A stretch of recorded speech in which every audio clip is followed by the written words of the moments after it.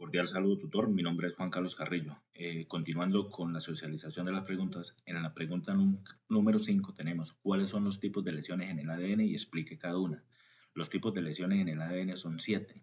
Como primero tenemos el daño oxidativo. Este tipo de lesión se presenta cuando las especies reactivas del oxígeno interactúan con el ADN, por lo cual causa modificaciones en las bases nitrogenadas. Como número 2 tenemos ruptura de cadena simple, que son aquellas lesiones en las que solo una de las hebras del ADN se rompe. Como número 3 tenemos la ruptura de cadena doble, que son aquellas que se presentan cuando ambas hebras de la molécula del ADN se rompen al mismo tiempo.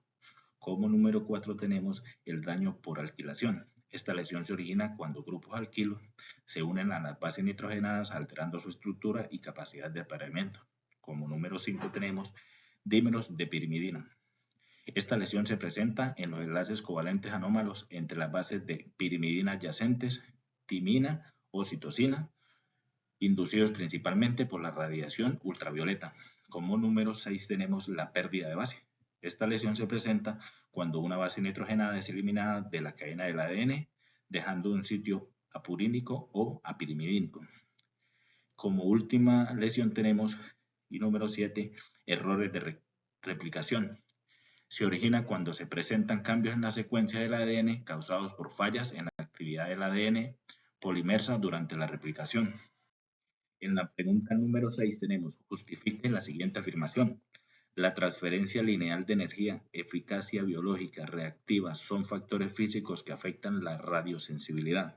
Se puede decir que afectan la radiosensibilidad, puesto que ambos conceptos influyen directamente con el daño celular que se produce a causa de la radiación ionizante, en donde la transferencia lineal de energía es aquella que se encarga de medir la cantidad de energía que una radiación deposita en el tejido por unidad de longitud recorrida. También la eficiencia biológica relativa se encarga de comparar la capacidad que tiene distintos tipos de radiación para producir un mismo efecto biológico. En la pregunta número 7, ¿en qué consiste el síndrome de radiación aguda? Describa la secuencia de eventos ocurridos en función del tiempo y su manifestación clínica. El síndrome de radiación aguda se considera como aquel conjunto de efectos adversos en el organismo que se originan por la exposición a altas dosis de radiación ionizante en un periodo corto de tiempo. Sus secuencias de eventos y manifestaciones clínicas se desarrollan en 4 fases, que son la fase prodómica.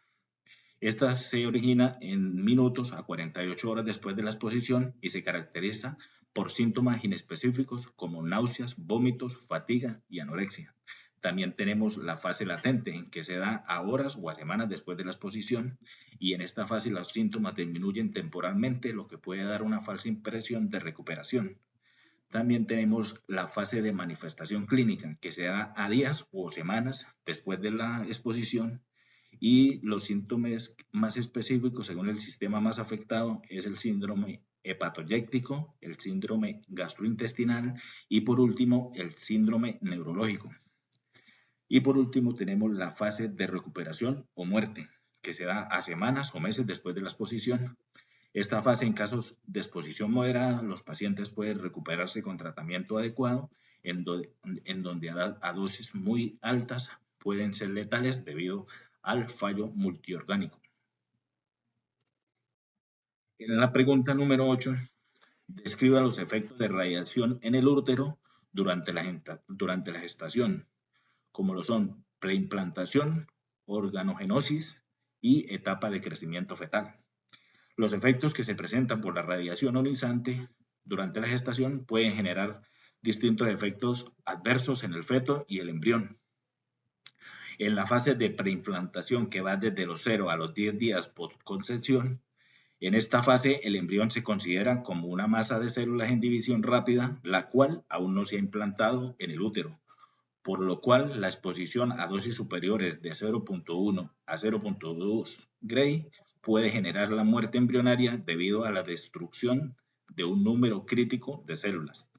En la fase de orgagénesis, que va desde la 2 hasta la 8ª semana de gestación, En esta fase, los órganos y sistemas comienzan a formarse, lo que hace a esta fase la más vulnerable a malformaciones congénitas, por lo cual la exposición a dosis superiores a 0.1 Gray puede causar microcefalia y defectos en el desarrollo del sistema nervioso central, asimismo como malformaciones cardíacas y esqueléticas, y por último el retraso del crecimiento intrauterino.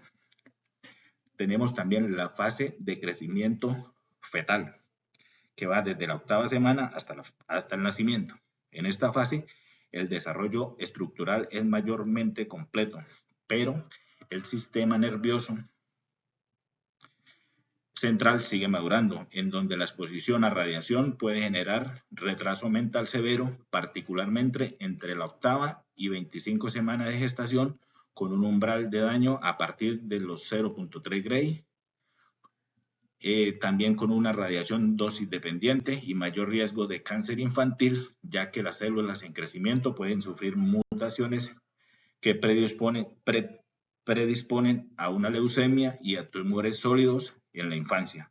Muchas gracias, los dejo con la siguiente compañera.